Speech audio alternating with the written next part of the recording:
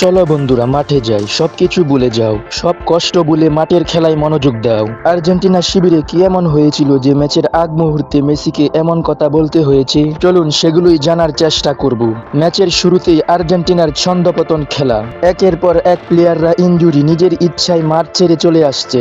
যেখানে 2022 সালে মেসির জন্য যেই খেলোয়াড়রা জীবন দিতে প্রস্তুত ছিল, কি এমন হয়েছে 2026 সালে যে তারা একটু ইনজুরিতেই মাঠ ছেড়ে চলে আসছে। যেখানে 2022 বিশ্বকাপে মেসির জন্য প্রত্যেকটা প্লেয়ার জীবন দিতে প্রস্তুত ছিল এবং মাঠে সেই ডেডিকেশনটা দেখিয়েছে, ফলেই আর্জেন্টিনা 36 বছরের আক্ষেপ ঘুচিয়ে বিশ্বকাপ জিতেছে। কিন্তু 26 সালে কি এমন হয়েছে যে তারা মাঠের মধ্যে একটু ইনজুরি হলেই নিজের ইচ্ছায় মাঠ ছেড়ে চলে আসছে? আমার মনে হয় আর্জেন্টিনা শিবিরে এমন একটা কিছু হয়েছে যে কারণে প্রত্যেকটা প্লেয়ার ম্যাচের আগে খেলার আগ্রহ হারিয়ে ফেলেছিল।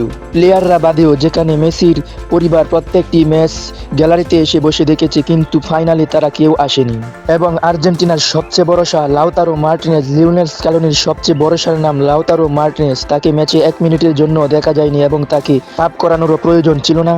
কি এমন হয়েছিল যে কারণে লাউতারো মার্টিনেজকে ম্যাচে নামানোই হয়নি?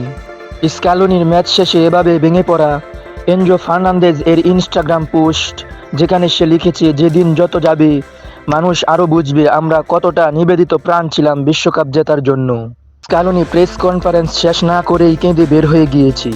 যে আর্জেন্টিনা সেমিফাইনাল পর্যন্ত বিশ্বকাপের সর্বোচ্চ গোল দেয়া দল, তারা ফাইনালে একটা ওয়ান টার্গেট শট পর্যন্ত নেয়নি। কি এমন হয়েছে, সত্যি অবাক করার মতো বিষয়। আপনাদের কাছে কি মনে হয়, কি হয়েছিল সেদিন? কমেন্টে অবশ্যই জানাবেন।